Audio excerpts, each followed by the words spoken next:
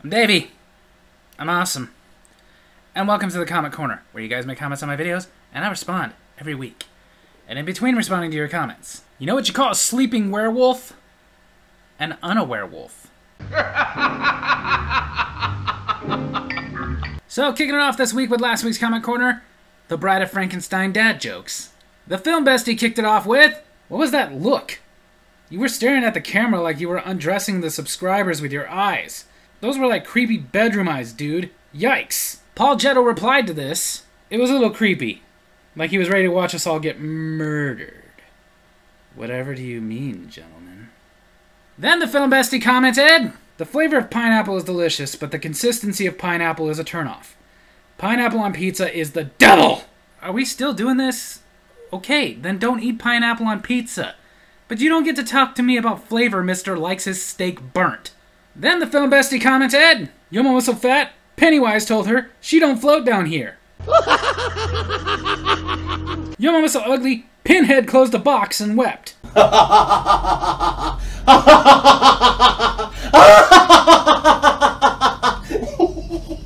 Your mom was so fat, Howard Howe had to shave off a few pounds just to turn her into a walrus. Your mom was so ugly the mirror breaks before she has a chance to say Candyman once. Your mom was so nasty, she put a zombie on a diet. Your mom was so ugly, even Chucky didn't want to play. You realize that's your mom too. Oh, God. Paul Getto replied, your mom was so fat, she was a stunt double for the Blob. Yeah, well, both of y'all. Your mama's so ugly, Freddy has nightmares about her.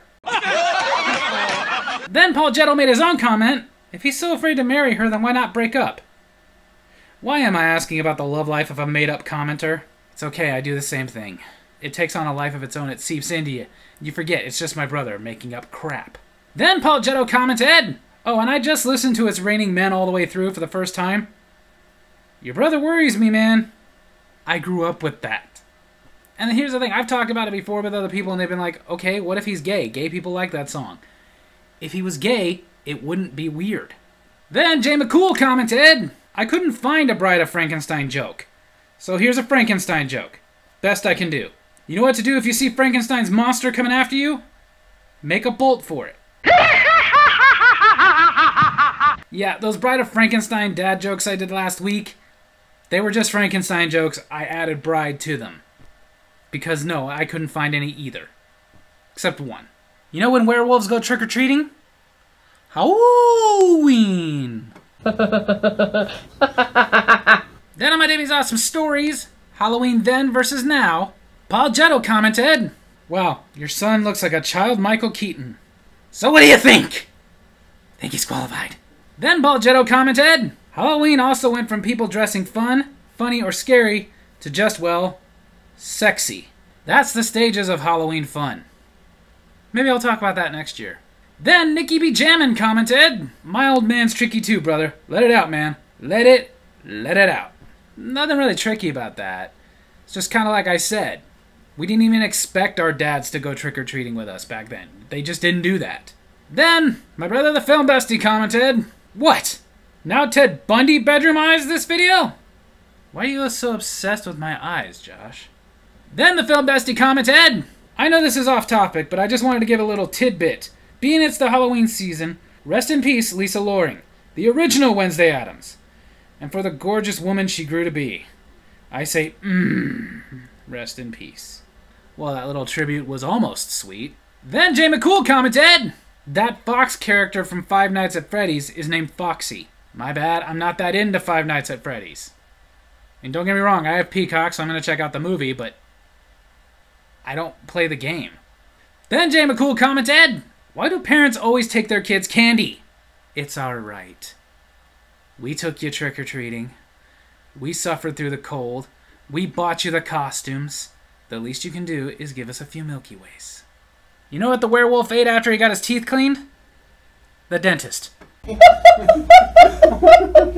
on my Davy's Awesome Wrestling, where I reviewed the Peacock documentary, China Wrestling with Demons, Daniel DeLeon69 commented, rest in peace, China. Yes, rest in peace. Then, Paul Getto commented, my cousin had that magazine. and I was scared of it. No offense to her. Some guys are into it. I agree with you on that one. Some guys are into it. I wasn't. While everybody was going like, oh, China's so beautiful, I wasn't one of them. I was more into what she did as a wrestler. Then, my brother the film bestie commented, her movies were hot. Scary hot, but hot. She was also an awesome WWE legend. I'll give you the legend part. The other part, again, if you're into that. Then Jay McCool commented, Vince Russo had a lot to say about China and WWE after she died. Did you ever hear it? And if so, what did you think about it? I really don't give a crap about anything Vince Russo says. The guy's delusional. He remembers things the way he wants to and rather than the way they happened. And he thinks that everything he did was gold. Even though he had one good idea, ran it into the ground, and then everything else he touched was crap. And yet he still sits there and does podcasts saying how other companies should be running their companies. Even though the way he ran WCW was like the final nail in the coffin. Then Jay McCool commented, a big wrestler being in a family sitcom worked for The Big Show. Did it though? Like, I watched The Big Show. Its jokes, its dynamic, its chemistry even, was so freaking generic. There's a reason they didn't give that one a season 2.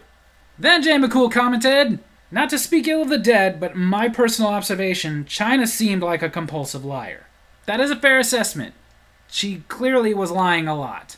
But, to be fair, she was a drug addict, and that's what drug addicts do. If a werewolf falls into a washing machine, it becomes a washing werewolf. Then on my Davy's Awesome Food, where I reviewed Coca-Cola Y3000, Daniel DeLeon69 commented, futuristic Coca-Cola? Some people time travel to make The Simpsons, some people time travel to make soda. Then first-time commenter, Dave Vision commented, at first I thought it cost 3,000 yen in Japanese currency, which in USA dollars would be around $20.02. Yeah, I don't think I would buy that soda. And if I did, it had better be a damn good soda. Like, it better make Josta look like piss. Then another new commenter, Breads G commented, fire emoji, fire emoji, fire extinguisher. Then the film bestie commented, it's people! Coca-Cola Y3000 is people! You tell them, you gotta stop them. Coca-Cola Y3000 is people! No, we already have a soda like that. Soylent Cola. It varies from person to person. And then to my horror, J Spud commented, I didn't like this beverage. What color is the can? Not that it matters anyway. I'm colorblind, you see. I only see the colors turquoise and rainbow sherbet. It's awful. That's not a thing. Then Paul Jetto commented, I was really put off by this flavor. Ew. To each his own. I enjoyed it. Then Jay McCool commented, told you this stuff was delicious. Sure, but by that point I already knew. You know a werewolf's favorite day of the week? Moon Day. Then going to an old Davy's Awesome Movies. My Davy's Awesome Movies for Beastmaster. Nikki B. Jammin commented, Butterface. I was terrified out of my mind when this movie came out. When they threw that kid in the fire. I was probably that kid's age. I need this one on DVD. ASAP. Thanks, Awesome. Short for Davy. Cool ass review, brother. Beastmaster is one of my favorite movies ever. You know why werewolves are better than vampires? Because werewolves don't have a problem with steaks. Then on my Davy's Awesome Movies, The Bride of Frankenstein. Daniel DeLeon69 commented, The Bride of Frankenstein! Yes, that's the movie. Then the film bestie commented, these are serious reviews you're making. And all the more painful to us, your elders, because we still have nightmares from 5 times before. Okay.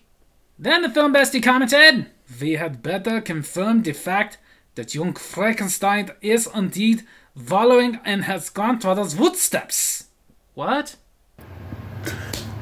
Following in his grandfather's footsteps. Footsteps. Oh. To the lumberyard. Then, because one wasn't enough, J Spud commented, this movie, along with Weird Science, Small Wonder, Cop Rock, all inspired me to create my own bride in the past. It was awful.